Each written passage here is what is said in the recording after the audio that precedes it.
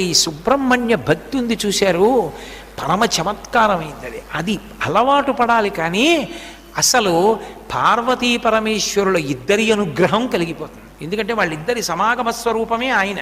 సుబ్రహ్మణ్య ఆరాధనం గురించి మహాస్వామి చెప్తుండేవారు. సుబ్రహ్మణ్య ఆరాధనలో మహాస్వామి దిట్ట. అసలు ఆయన సన్యాసాశ్రమ స్వీకారం కుమారకోష్టంలోనే జరిగింది. అక్కడ స్నానమే చిట్ట చివరి స్నానం బ్రహ్మచారి గారు.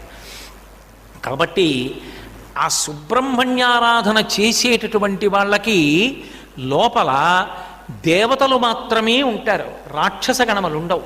రాక్షస గణములు లేని కారణం చేత, దేవతలే ఉన్న కారణం చేత వాళ్ళ కర్మానుష్ఠానం అంతా పరమభక్తి తత్పరతతో నిండిపోతుంది, పరమధార్మికంగా ఉంటారు.